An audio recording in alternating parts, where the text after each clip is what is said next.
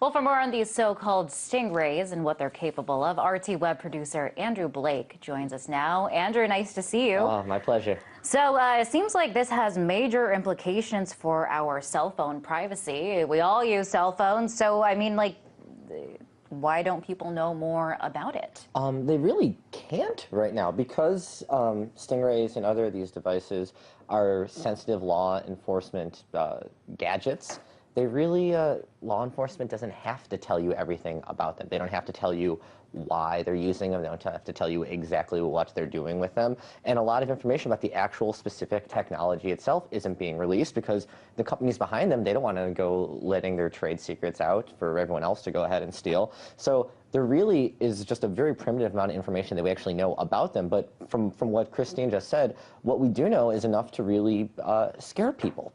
And it's not just you know, your classic fear-mongering. It really does mean that the cops can drive around the city and aim this device wherever they want and track you down. Or maybe not necessarily track someone down, but figure out who is in any geographical region for a span of several miles even. I think it goes up to like 7 kilometers some of them can reach. And they're accurate to some degree is by only like 2 meters.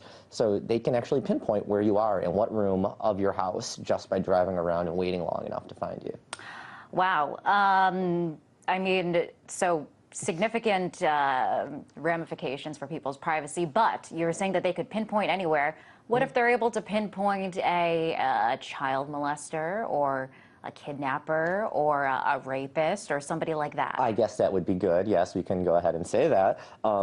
But the thing about these technologies is that they get everyone. Everyone gets lumped into here. So one way that you can use one of these stingrays is you go ahead and you send off its magical beams, and it tries to figure out who's in the region. And it can, if you're looking for one specific person, let's say the Mr. Child Molester, sure, you might be able to find out, yes, they're in this area, they're this far away, their cell phone is this strong, they last turned it on at this point, they're making calls, whatever. But you can also find out all of that information about everyone in that region. So potentially thousands upon thousands of users are having their locations. And there's nothing stopping police from finding this information out about anybody. It's not limited to just suspects. They're governed by their own internal policies. So each law enforcement agency can say, okay, this is how we're going to deal with it. But in the case of the FBI, what they say when they use them for federal cases is, all right, so we're going to collect all this other information that we don't necessarily need, but we'll delete it afterwards. So don't worry.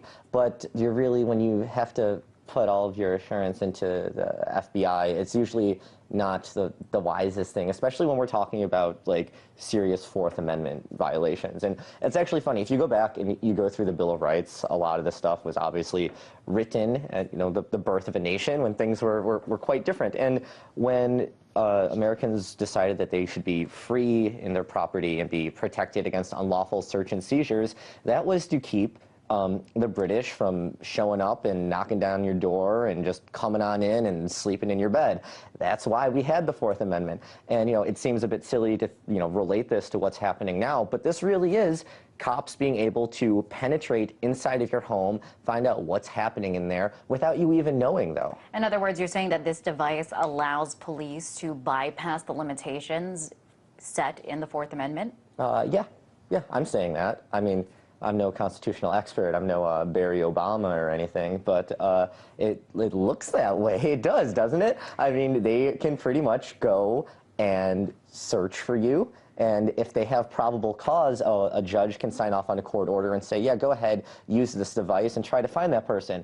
But in the process, they can go ahead and find everyone else in the region. And one of the reasons it's causing this is there isn't enough legislation right now that shows how to handle these technologies, and one big reason is we don't know specifically how these technologies work and specifically how many times they're being used. You know, the FBI and local law enforcement agencies across the country are staying relatively mum about how they use these things because, like I said, they don't want to let their secrets out there. So I know the Electronic Frontier Foundation and Epic, both of them have been pursuing the FBI to come forth and say, look, here's 25,000 pages on what we do with these. Have fun, go read them and take a look. But so far, what we have found out is just through a handful of cases where we've been able to see the court papers and know that these were being used. And in the case of a man in California, the judge even said, I signed off on this thinking that they were going to get information from the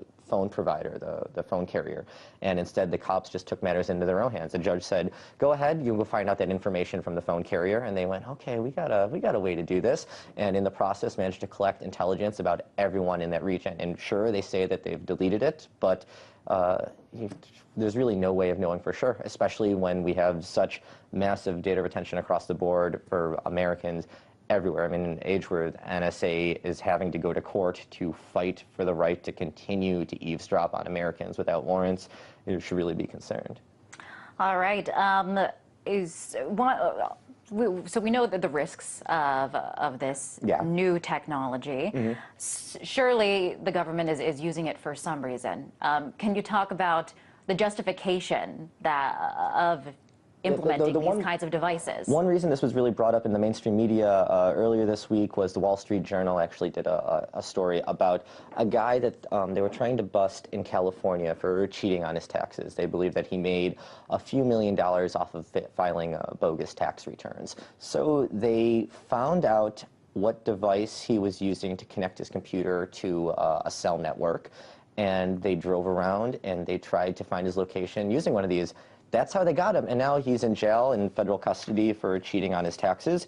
But in the meantime, everyone else, God knows where, has had their intelligence picked up and collected. Wow, Andrew. Unfortunately, would love to keep this conversation going. We are out of time. Really appreciate you weighing in on this latest technology that we should all know about. That was RT web producer Andrew Blake. Check out his stories on our website, rt.com/USA. Thanks, Liz.